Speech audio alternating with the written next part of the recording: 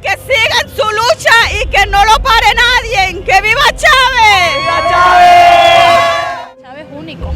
¡Viva Chávez! Y que quiero que Chávez me dé una casa.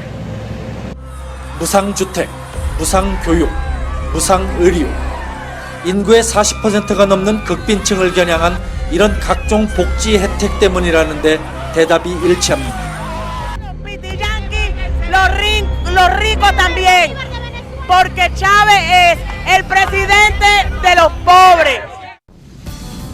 3천억 배럴로 추정되는 세계 최대 석유 매장 국가 베네수엘라. 하루 평균 300만 배럴씩 생산되는 원유는 차베스에게 막대한 돈 권력을 갖다 줬습니다. 이 돈으로 차베스는 빈곤층을 겨냥한 이른바 21세기 사회주의 정책을 펼쳐왔습니다. 빈민촌에 거주하는 무주택자를 위한 무상주택 사업, 그리고 무상교육과 무상의료.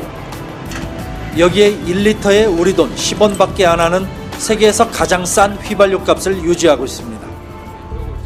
문제는 지나친 반미주의에 따른 좌파 동맹 유지 비용.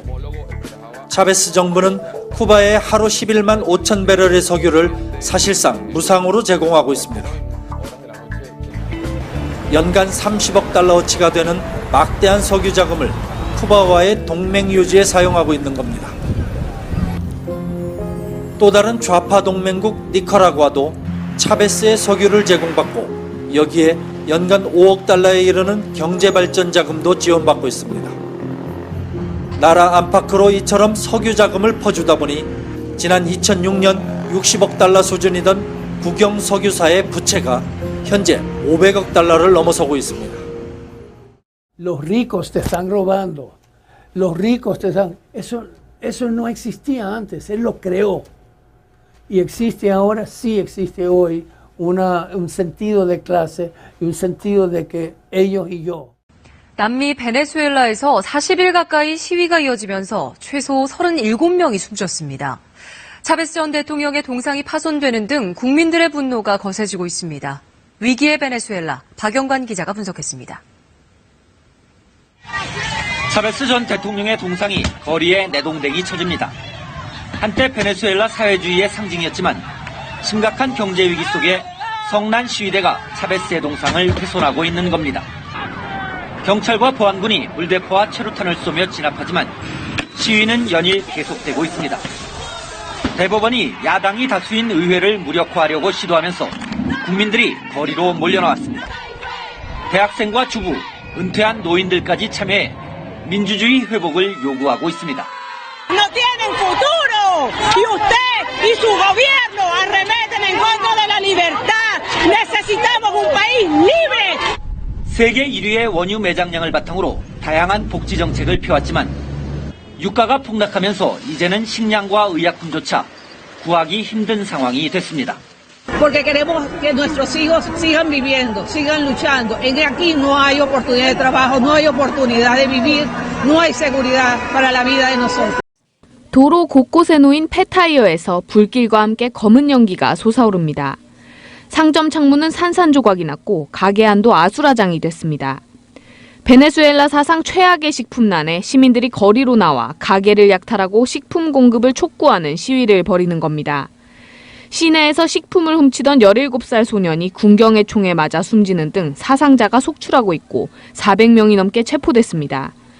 매일 전국적으로 10건 안팎의 약탈이 벌어지고 있고 군경의 강경 진압으로 유혈 사태도 벌어지고 있습니다.